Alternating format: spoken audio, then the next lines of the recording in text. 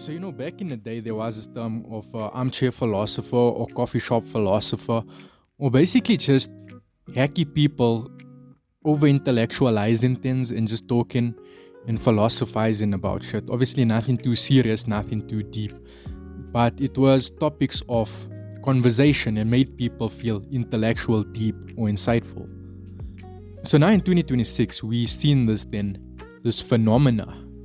It's more prevalent because of social media. You see a lot of people making this content on YouTube, on social media, just getting a microphone, sitting in a dark room, just talking and trying to rationalize life, their life, and everything around them.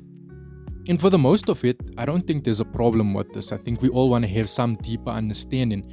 We all think about life and our place here in this world. The issue I'm having is that a vast amount of creators kind of default lazily towards nihilism, towards depressing topics where nothing means anything.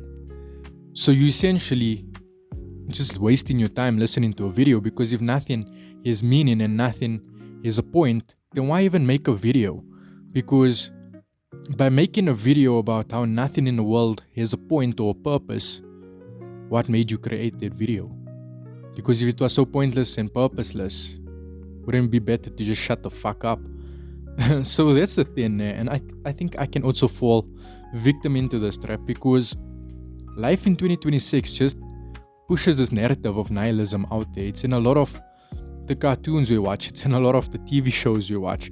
It's a common theme, and I guess it's easy for people who kind of educate and self-educate to fall into this loop, because there's so much nihilistic content out there.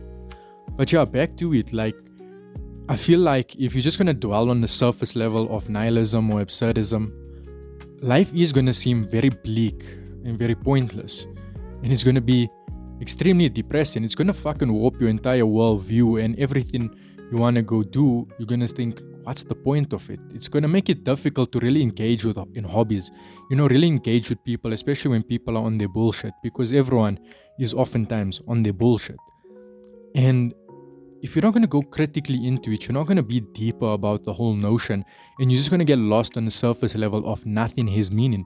You're going to miss the purpose of life. The whole point of life is creating meaning, finding meaning. And you see, where I dwell with this topic is, it's a very in the middle. I feel like if nothing is meaning, everything is pointless, then what's the point in getting upset over shit? What's the point in getting angry with people?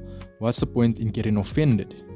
But I don't end it there, because now obviously there's no innate meaning. Nothing can inherently offend me or upset me. I can now choose what I want to allow into my life that will either upset me or make me feel great.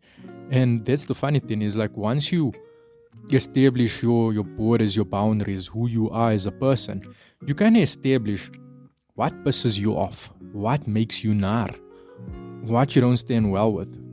And that's the thing, I've also come to see that a lot of things that piss other people off don't really piss me off. I actually thought deep into what pisses me off, what makes me uneasy, what will make me hate the job, what will make me hate the task, what will actually make me hate the person. Hate is a strong word. I think dislike or distance myself from these things, as well as also what will I enjoy, what can bring value to my life, what can bring meaning to my life, what can I really get into. And I'm still in the process, because we all still think about it as we get exposed to more and more things every day, new and more people with different personalities, quirks, etc. We're able to formulate a broader picture of what you stand for and what you don't stand for. And it makes your world bigger, but it also can make your world smaller, because it makes you realize that, fuck, there's no point in getting upset, but there's no point in also keeping people around you that make you upset and fuck up the whole mood and everything. And the thing is, the funny thing in life is not everyone thinks so deep into shit. Not everyone thinks a lot. We just go about doing things. And there's nothing wrong with it. I mean, I feel like the less you think, the more happier you'll actually be. But the problem is when we try to think and intellectualize shit, and then start going down a negative route, or very pessimistic route, or gloomy route, right, it's gonna filter into the rest of your life, the way you view any and everything. If everything you view or do is pointless, then why would you want to do anything? And then because you're not doing anything, you're just gonna sit there rotting. And because you're rotting, and you're not fulfilling any of these human needs that are intrinsic to our programming, you're gonna start feeling full on depressive and shit. And then it's just gonna become bleak, and you're gonna be like, why am I living? What am I living for?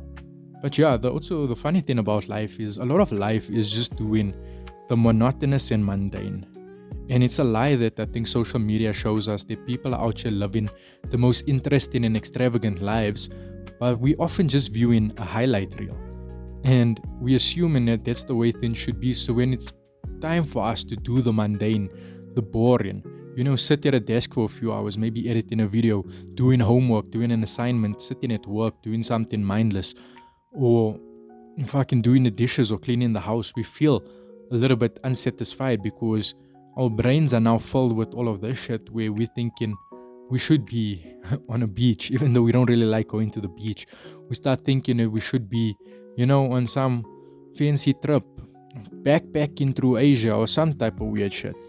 Does any of this shit really bring anyone happiness? Or is it just something to do? And that's a question that loops on my mind often. Like, what exactly is happiness? Or is it just escape from boredom? Because I honestly feel like if I'm not bored, I'm happy. And that could be in two different types of ways. I could be engulfed in a negative stimulus or a positive stimulus. But as long as I'm not bored, I'm alright. It's the thing of when we are bored, we start to think about our mortality, We start getting existential. Or this might just be me.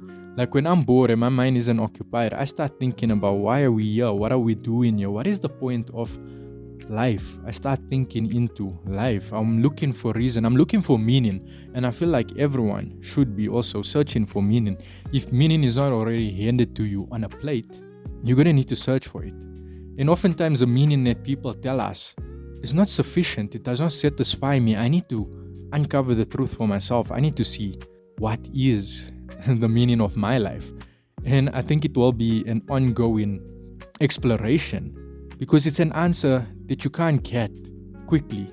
It takes relatively long study of one's own life to actually figure out what's the meaning? Was I happy? And then we die.